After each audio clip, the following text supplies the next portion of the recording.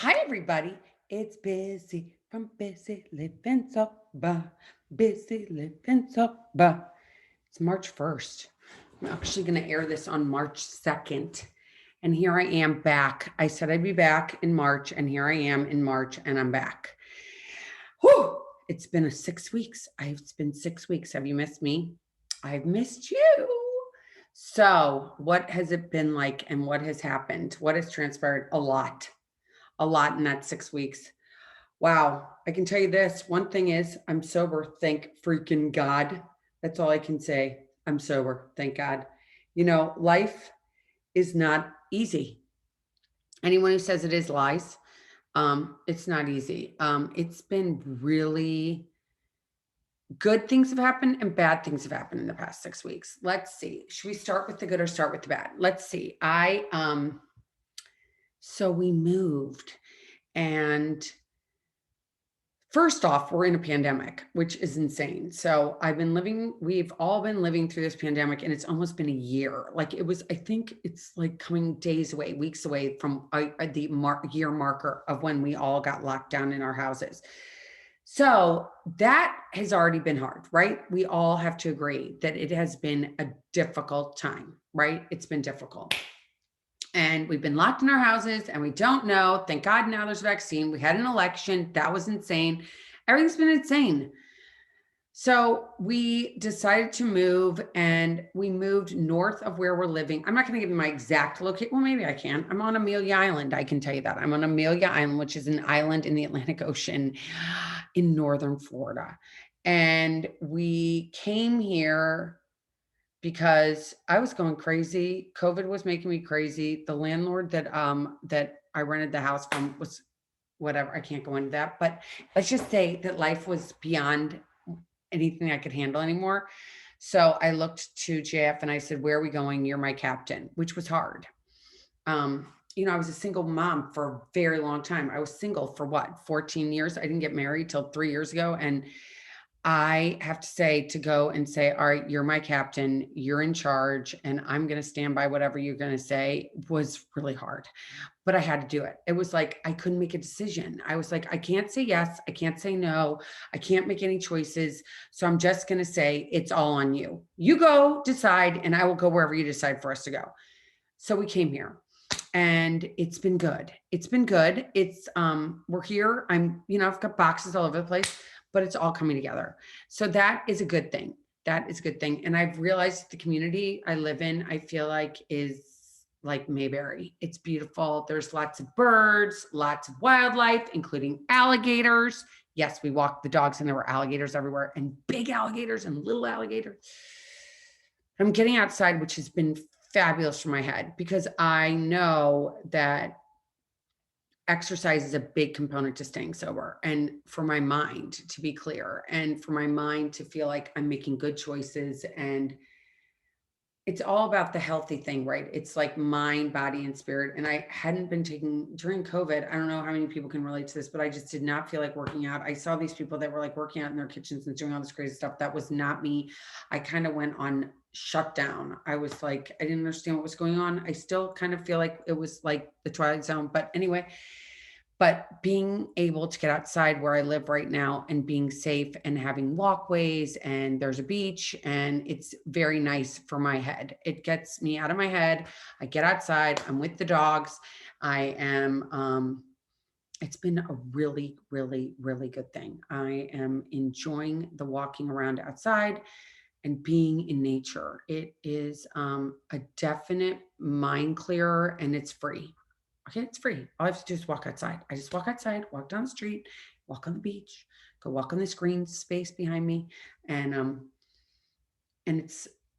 that's awesome. That has been awesome. So I have that here. So that was the move, and the move was crazy, and deciding where we were going to go and what we were going to do. And when you have options, sometimes options aren't that great. I don't think. I think when you have too many options, it's scary.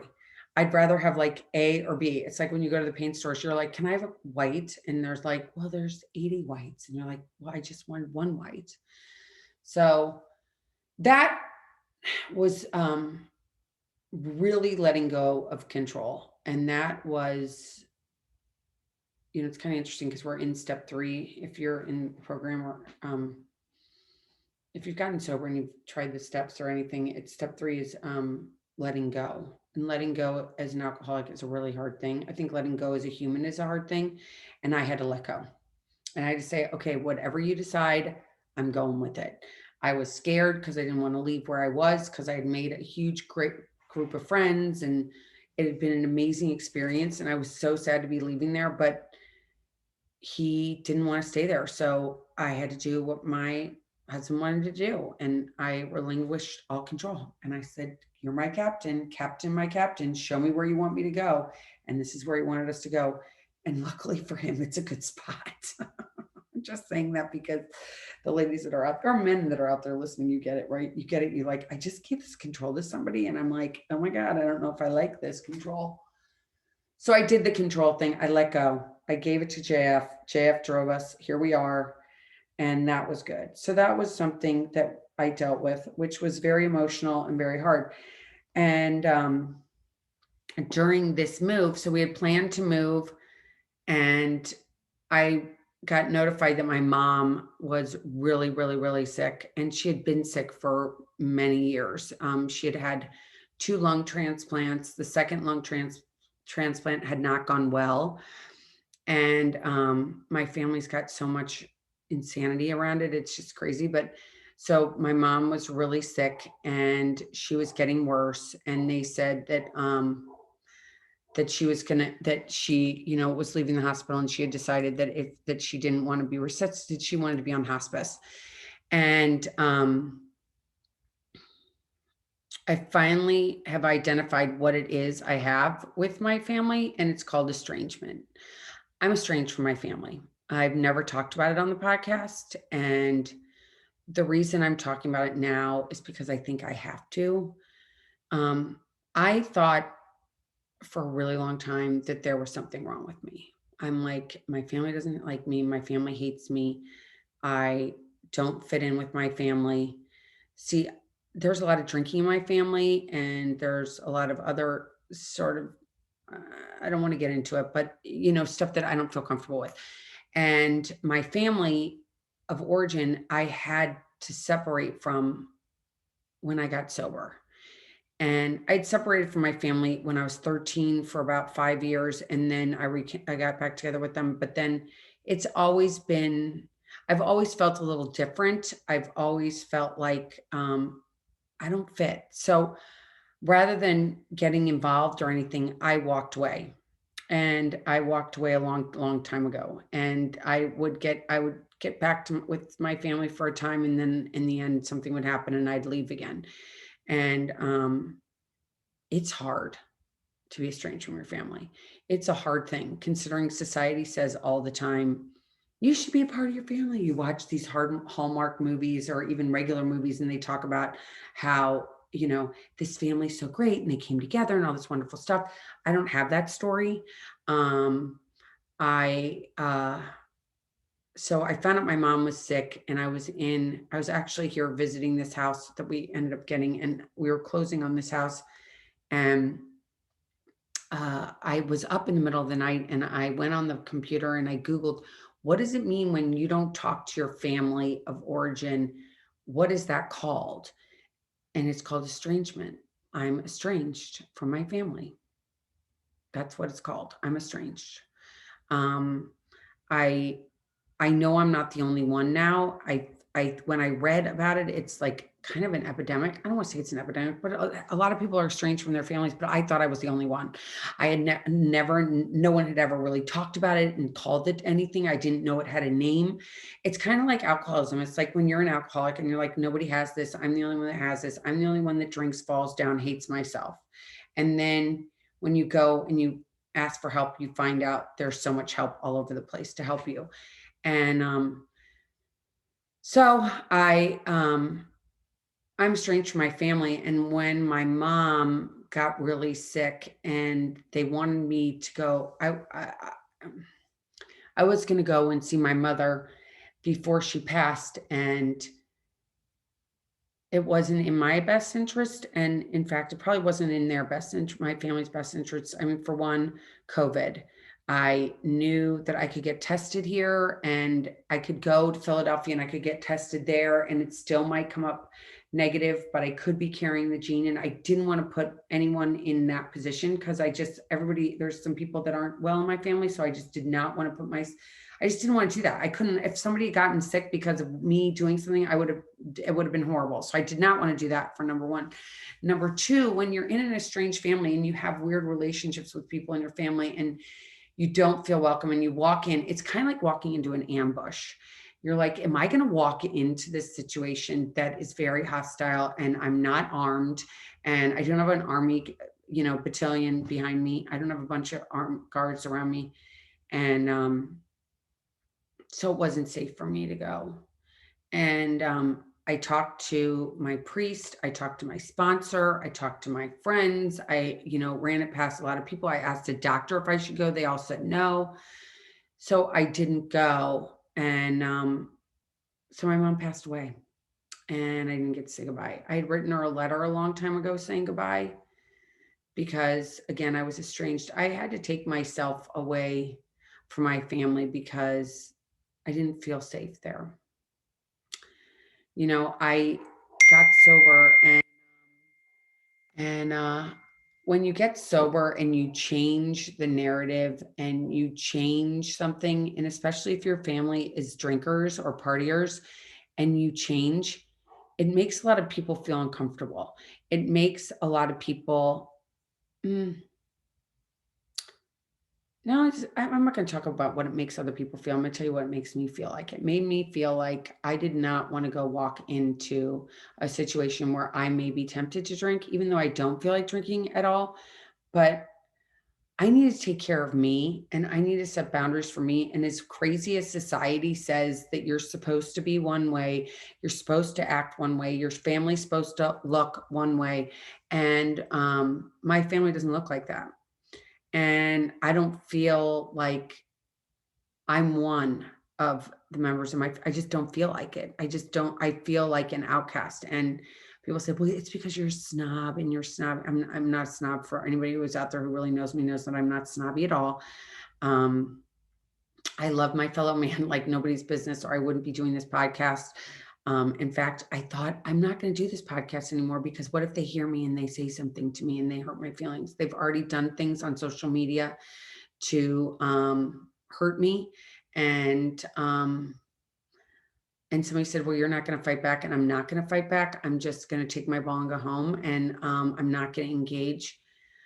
But it's tough. It's tough to be the one that's decided to estrange yourself from your family. When you've taken yourself out of society, it's your family, and said, you know what, I can't do this anymore.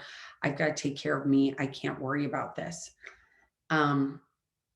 It's hard when you do that. At least for me, it's been hard. It's been hard to say, uh, it's hard to say, I can't do this and I'm not comfortable doing this and I'm not going to do this anymore. It's very difficult. It is very difficult to take care of yourself. And when one gets sober, it's not selfish, but it's selfish. You've got to decide who you can hang out with and who you can't hang out with. And when you drank like I did, so I probably might not be living today if I hadn't gotten sober. That's the way I drank. I was a blackout drinker. I don't remember many years. I don't remember parking my car. I don't remember a lot of stuff that happened to me when I was drinking. People would say, just have one. Well, I'd have one and then I'd want another one and another one and another one and another one and another one. I just never stopped. I don't have a stop button. I don't stop when I start. I keep going and I keep going and I keep going. And I didn't want to live like that anymore. I have kids and my kids were really young and I needed to stop. I needed to stop drinking. And when I stopped drinking, I remember I went to a therapist, and I've talked about this before. And if you're bored of hearing it, I'm sorry, but here it goes. So when I quit drinking and I went and saw a therapist and I went and I saw her and she said, how do you feel? And I said, what do you mean? How do I feel? Do you mean cold or hot? There were no adjectives to describe my feelings. So I had to learn what those feelings were. Those feelings of like, I know when my sister called to tell me that my mom was sick and that she was getting the one of my siblings called and said, "Mom's really sick. They're going to do something." I was on the phone and I started breathing really heavily. And I started going, "Oh my God, oh my God, oh my God, oh my God." And all I wanted to do was smoke a cigarette. I was just like, "Oh my God, oh my God, oh my God. Why am I feeling like this?" And I looked at my daughter and I'm like, "What is it that I'm feeling?" She's like, "Mom, you're having a panic attack." I had no idea. That was just like a month ago. I was totally having a panic attack. I had no idea what a panic attack was. I'm 52 years old. I had no idea what it felt like. Um, so I had a panic attack and I never knew any of these feelings. So, so learning feelings was something huge. I know I had a feeling when I was first getting sober and I was dealing with my family of origin. And all I wanted to do after I dealt with them was go to a dark bar and get a dirty martini and a pack of smokes. I was like, that's all I wanted to do. I couldn't stand the feelings I was having. I felt sad. I felt like nothing. I felt belittled. I felt like I didn't have a voice. I felt like I meant nothing. I felt that all of my entire self was nothing. I had all these horrible, horrible feelings. And it was exhausting and it was scary as shit because all I wanted to do was drink. And I said to my therapist, "What am I supposed to do?" And she goes, "You're supposed to divorce your family." And I was like, "Divorce my family? Really?" And that was the first time someone had given me permission to divorce my family. And I did divorce my family. And I didn't talk to my family for 10 years. 10 years.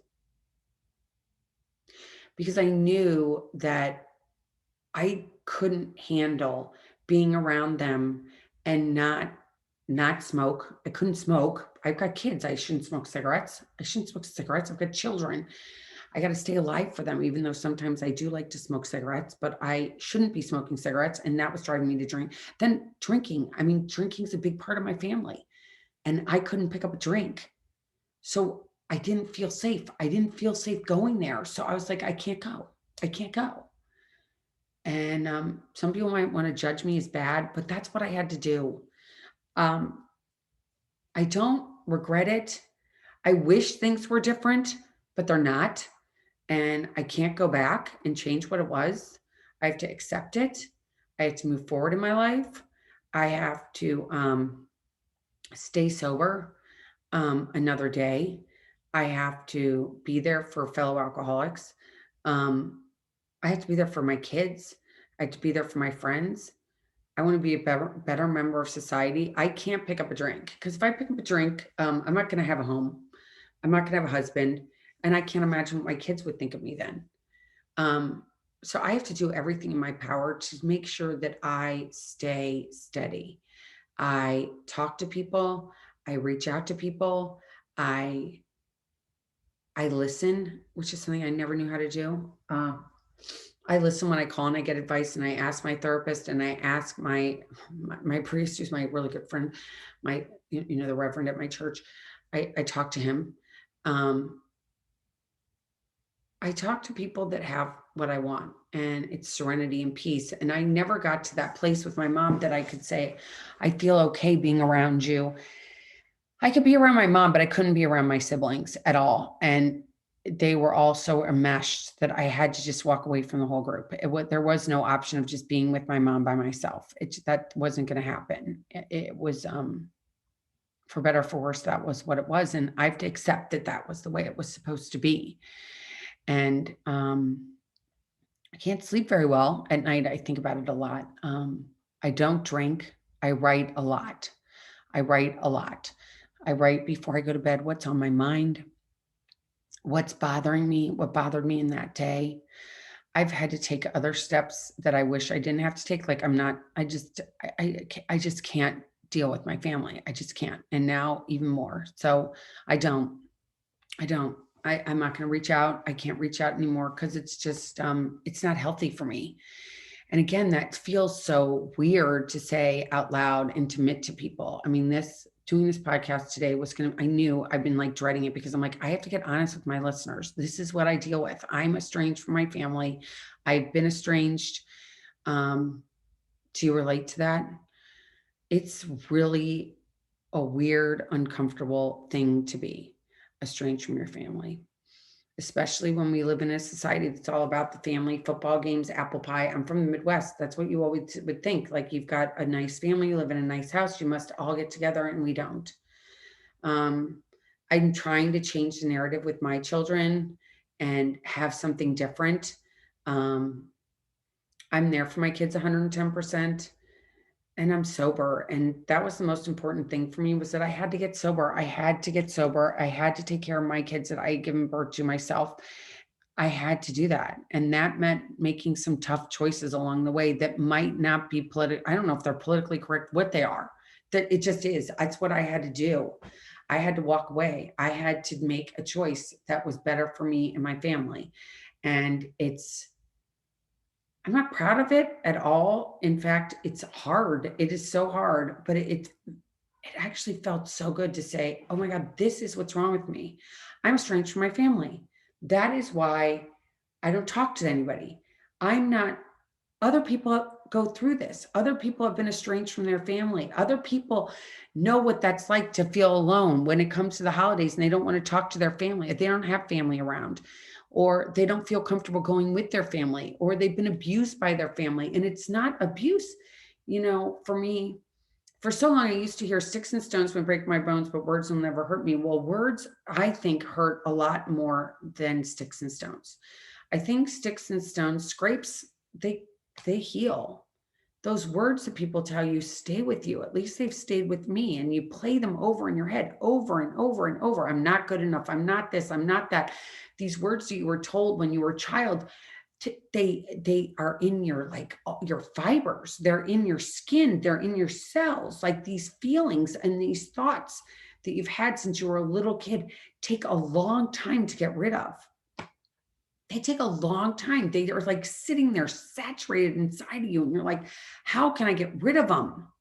How can I get rid of them? It's so hard for me. I remember when I was first sober, falling to my knees and going, God, please take these thoughts away from me. Please take these thoughts away from me. Please, please, please, please, please. And they still come back today. I still am like, should I be going on social media? Should I be putting myself out there? Nobody likes me. My family told me they don't like me. They don't like me. I'm weird. I'm this, I'm that. I mean, just the things that they've said to me and done to me are so painful that it's like trauma. And to think that I'm going and I'm doing this and I'm putting this out there, the only reason I'm doing it is because I know that other people have been estranged from their families, and they probably feel the same way I do. If you're out there and you're listening and you know what it's like to be estranged from your family, it's so hard. And you feel like you're the only one. You feel like you've got like all these things on you, scarlet letters, leprosy, everything, horrible things that are going on with you. You feel like you walk outside of your house and everybody's staring at you, and there's something wrong with you, because that core group that you grew up with in that house were so detrimental to you and your psyche. They didn't love you. They didn't understand you. They didn't respect you. They didn't respect who you were. They didn't cherish you. And we're different. Some of us are different. I'm different. I'm crazy wild in a way. I have a huge heart, and it's scary to some. I believe in God. I believe in fairy tales. I believe in all that crazy stuff, and I have hope. And I don't know why I do. I don't know why I do. I just do. I have hope. I have promise. I can't give up. I don't know what God blessed me with this, but it's different, and I know it. I don't want to be in darkness. I want to be in light. I want to live in hope. I was granted this gift of sobriety, and it was like, wow, how did I get this?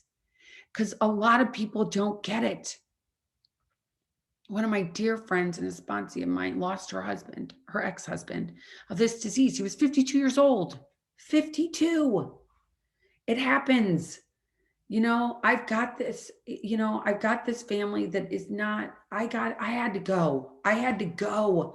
And it meant I didn't get to say goodbye to my mother when she died. I didn't. I'd said goodbye to my mom a long time ago when I was a little kid, and I wasn't getting what I needed. And you may call me selfish, you may call me self-centered, but it is all I could do to save myself. And I know there's a lot of people out there that feel this way. I had to go on the internet and Google what was wrong with me. I know there's a lot of therapists that work out there with this, but I'm like, I'm finally coming up for air. I I'm coming back. I'm doing the podcast. I don't know if you guys like it when I have guests or I don't have guests, or if you like it when it's just me, or do you like it when it's me and JF, or do you like it when it's just me? Do you like it when I have guests? I have that question. Do you want me to have guests or do you just like it solo? I don't know. I wish you would tell me. Let me know. Will you write to me? Tell me if you like me having guests or you don't. You can just write me an email at busy, Bizzy, at busylivingsober.com and tell me if you want me to have guests still or not to have guests. The guests always write to me. I haven't asked anybody to be on, but there is somebody I might want to ask to be on. But I I want you to know that you're not alone if you're dealing with estranged family. If you're an alcoholic and you are estranged from your family, I totally understand. I speak your language. You are not alone there. You are not alone. I came up with Sober Not Ashamed because I was so ashamed to be an alcoholic that I said, I'm sober and not ashamed. One of my siblings made fun. One of my siblings made fun of me this week on social media. Said, I'm not sober and I'm not ashamed. I'm so happy for her. I am sober and I am not ashamed, and I am estranged from my family and I'm not ashamed. It's painful. It's hard. I talk to my therapist a lot. I I talk to God a lot. I pray a lot. I pray a lot, and I pray because I haven't smoked. I haven't drank. I've eaten sweets. I walk more than ever because I just want to get out and walk. And I walk with my dogs, and I don't pick up a drink no matter what. And coming to the realization that what I have and what I've been battling with my family has an actual term, uh, felt good. It felt good. I'm not alone. I'm not alone. I know other people that have this, but I want the people that are out there that may have this to reach out to me. Please reach out to me. I just said my email address, but I'll say it again. It's Bizzy, Bizzy, at busylivingsober.com. And please reach out to me and know that you're not alone, because this estrangement thing is a game changer. Acknowledging what you have and what it is, and that you're not alone, and that other people are estranged from their families is a game changer. It was a game changer for me. And knowing that it's okay, that I made the choice that was right for me, my husband, and my kids was the most important. I had to do what was right for us first. And sometimes that's a hard choice. But our kids, at least for me, my kids are number one, and making sure I'm okay. So if they need anything is number one for me. Even though they're adults, I still want to be there for them. And I want to be there for my husband, and I want to be there for my friends. I want to be there for my sponsees. I want to be there for, the fellow people that are out there in the world that are battling these horrible things, that we are not alone. And right now during this pandemic, it's been a hard time for a lot of people out there, a lot of people. And pick up the phone, send an email, write on a piece of paper, don't send it to anybody. Do something, get it out of your head, get whatever thoughts are out of your head. I've got so many of these. Be the change. That's what Gandhi said, that be the change. I'm changing things up for my family. I'm changing things up. And I write in these things all the time. I've got journals coming up for my, you know what? I write about it all the time, because if I don't write and if I don't reach out for help and I don't do the things that I know that are going to make me feel better, I'm not going to be okay. And it gets you another day, and it gets you another day, and it gets you another day. And when you are not only an alcoholic, but you're estranged from your family and you've gone through something this big, I got to stay close to this. I got to stay close to this. So you're going to be hearing a lot from me. This is not going to be the last time you're going to hear about my family's estrangement. This is probably the first of many. But knowing that you are not alone, and that I too have battled this estrangement, and I'm here to listen if you want to talk. And life isn't easy. Life isn't fair. And if anybody told you it was, My mother used to tell me this all the time. God rest her soul. She used to say, Elizabeth, life is not fair, so get over it. And she was right. Life isn't fair. Life isn't easy. But I make choices today that make my life more manageable and my life more easier. That doesn't even make sense. That wasn't even grammatically correct. But I do things today that work for me. And I didn't know what that was for a really long time. So if you're new and you're just getting sober, if you're in a 12-step program, get a sponsor. And if you don't like that sponsor, find a different sponsor. If you're not in a program, find a friend, find a priest, find somebody that you can talk to and be honest with, because this is game changers. Finding people that aren't going to judge you and that are going to love you for who you are 110% authentically is what you need to find. It's that or die. It truly is. It truly is. Either you find somebody or you die. You either have to find somebody that listens to you and can hear you so you can get these thoughts out of your mouth, out of your head, on paper, or in someone else's ear. It's so imperative. It's so imperative. Thanks for listening. I am back. I'm back from my sabbatical. I really want to hear what everybody thinks about me having guests because I've got a lineup. I've got people sitting in the queue. It's crazy. I'm like booked till July and August right now. And but I'm thinking, do we really want to get guests on anymore? Should we keep doing the guests or should I just be me? I don't know. Let me know your thoughts.